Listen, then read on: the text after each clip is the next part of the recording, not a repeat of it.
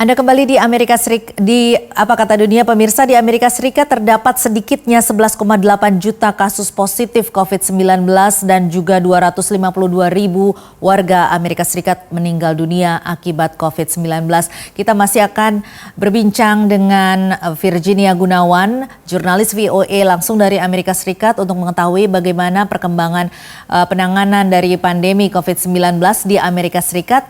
Virginia saat ini berada di Alexandria, Virginia, Amerika Serikat. Virginia, apa saja upaya pemerintah Amerika saat ini untuk mencegah peningkatan kasus COVID-19?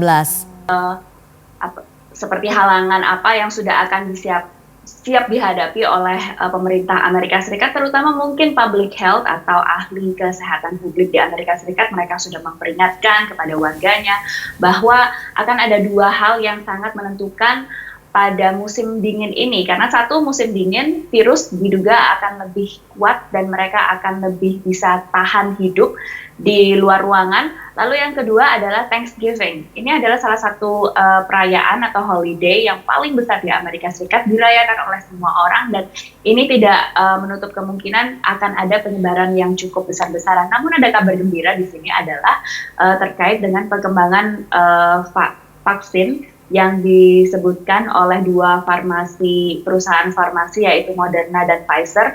Mereka menyampaikan bahwa vaksin yang mereka kembangkan itu sudah mencapai efektivitas di atas 95% bahkan, dan distribusinya akan terus berjalan dan produksinya akan terus dilakukan.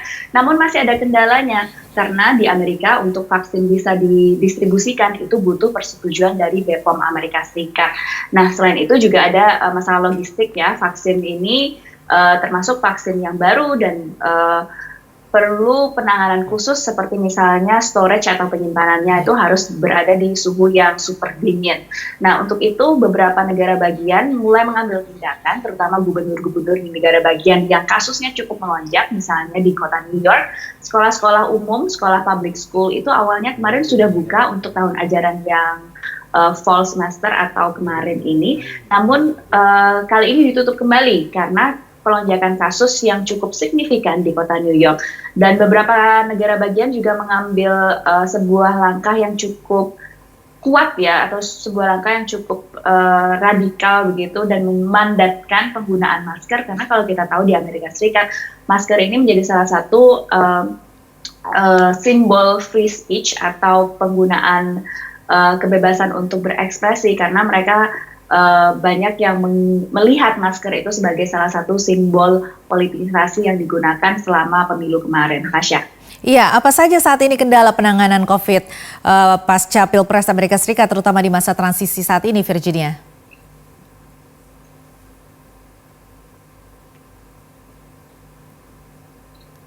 Iya, Virginia. Ya, memang kalau misalnya kita lihat ya, transisi yang tertunda untuk saat ini karena Donald Trump saat ini masih belum mau mengaku kalah, lalu Presiden-elect atau Presiden terpilih Joe Biden ini belum bisa melakukan banyak hal. Ini merupakan salah satu kendala yang terjadi ketika transisi ini tidak berjalan secara mulus, dan ini sangat didesak oleh Joe Biden agar Trump itu segera mengaku kalah, lalu memberikan semacam transisi kekuasaan sehingga Biden ini bisa memperoleh briefing atau pengarahan terkait dengan masalah-masalah nasional. Tidak hanya soal COVID, juga soal masalah keamanan nasional, lalu juga masalah foreign relations atau hukum luar negeri relations atau hubungan luar negeri antara Amerika Serikat dengan negara-negara lain.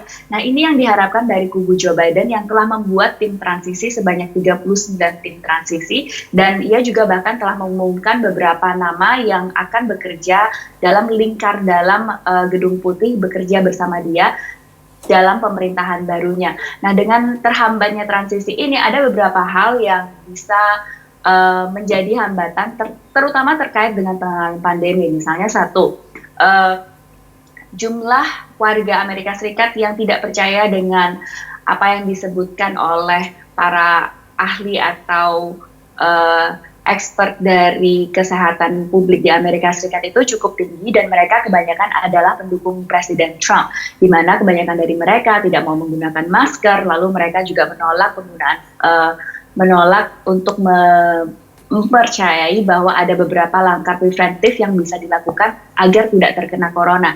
Karena salah satu wacana yang disampaikan Trump selama ini adalah ia sempat terkena corona, lalu ia sembuh. Jadi tidak ada masalah jika seseorang terkena corona karena healthcare system di Amerika Serikat atau kesehatan di Amerika Serikat itu akan bisa memadai dan membuat seseorang yang berusia seperti Donald Trump yang berusia 74 tahun dan ia punya beberapa penyakit atau condition atau keadaan kesehatan itu juga tetap bisa sembuh begitu.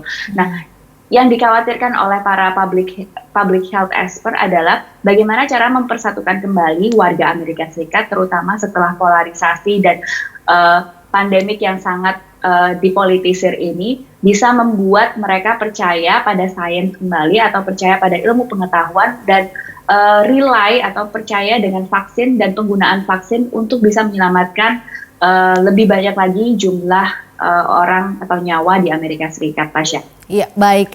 Virginia, terima kasih atas laporan Anda. Pemirsa, demikian tadi laporan langsung Virginia Gunawan dari Alexandria, Virginia, Amerika Serikat, jurnalis VOA.